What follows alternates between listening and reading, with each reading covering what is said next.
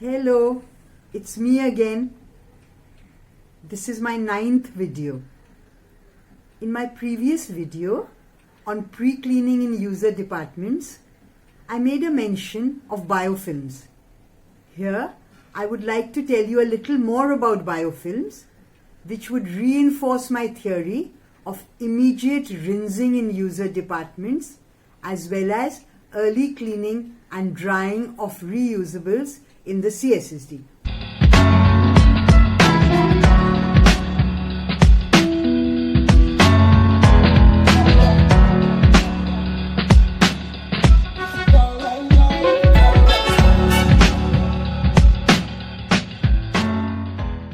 So what are biofilms? Biofilms, in simple words, are a collection of one or more types of microorganisms that can grow on many different surfaces. Microorganisms that can form biofilms include bacteria, fungi, and many other organisms. A common example of a biofilm is dental plaque, a slimy buildup of bacteria that forms on the surface of teeth.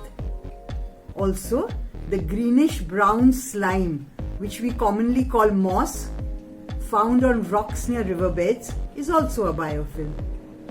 Biofilms have established themselves in environments for a very long time.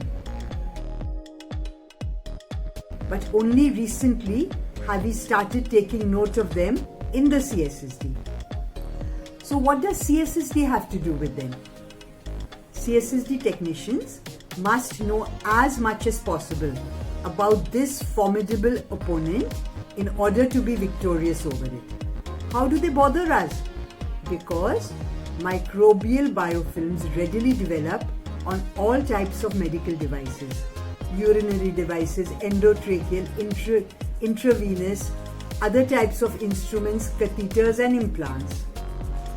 Biofilm formation begins when free-floating microorganisms such as bacteria come in contact with an appropriate surface and begin to attach to it. The first step of attachment occurs when the microorganisms produce a sticky substance known as extracellular polymeric substance. Don't get confused with this word. It is also called slime, or in short, EPS. This is a network of sugars, proteins and nucleic acids, including DNA. It enables the microorganisms in a biofilm to stick together. A few collect at first and form microcolonies by excreting this EPS from within their cells. They continue to multiply and excrete this material. Further layers of microorganisms and EPS build one upon the other. Ultimately, they create a complex structure. It is quite amazing actually. It has waterways, allows for the exchange of nutrients and waste products from the microorganisms. Also, they can actually communicate to each other within the colonies. Because they are sheltered, they have 1,000 times more resistance to antibiotics than planktonic microorganisms. What is planktonic? It means free-floating or individual microorganism. The slime protects its inhabitants from being killed by antimicrobial agents like disinfectants and antiseptics. Biofilms prevent antimicrobial agents such as sterilizing agents, disinfectants and antibiotics from reaching the microorganisms. Do you know how dangerous and serious this is? The item may not actually get sterilized. It is also very difficult to clean from the contaminated instrumentation and even sometimes contaminates the equipment for cleaning. Manual and mechanical cleaning both cannot remove them completely. Also, common cleaning agents like detergents or other surfactants may not remove these. Newer cleaning agents are in the market but they need to prove their claim if they say that they can remove biofilms. All these properties make biofilms extremely difficult to eradicate.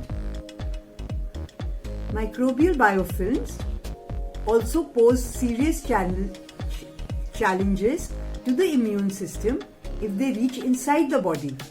They may cause severe, persistent infection, even resulting in death.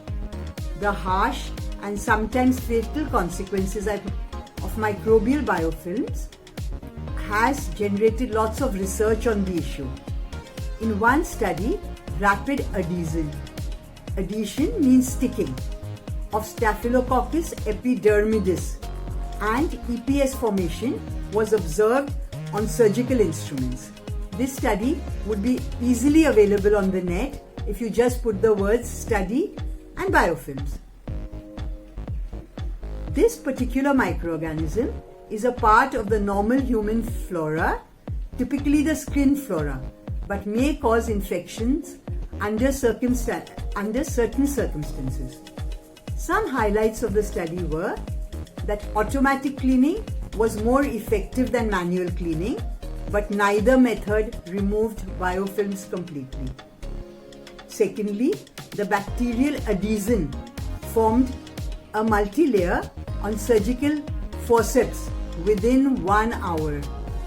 The microbial load recovered from the jaw and the ratchet of the forceps used was higher compared to the shank. But we already know this, that we have to be very careful while cleaning jaws and ratchets.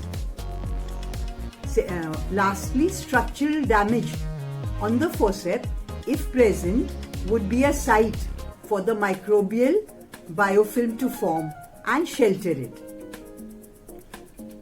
Now that you have realized how dangerous these are, the question arises, how do we free our medical devices from them to get proper sterilization?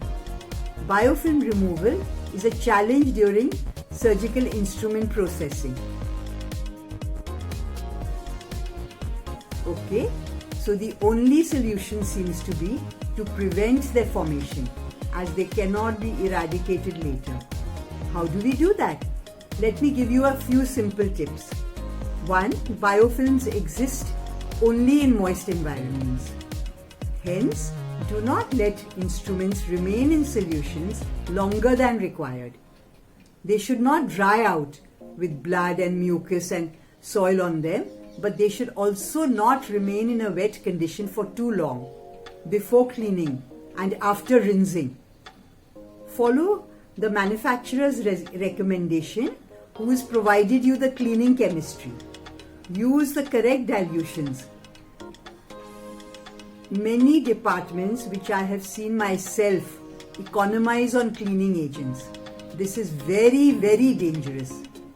I have seen some CSSDs who don't even have measuring jars. How would they know the right quantity? Also, the equipment operation manual and the device, the medical device manufacturer's instructions should be followed, if any special instructions.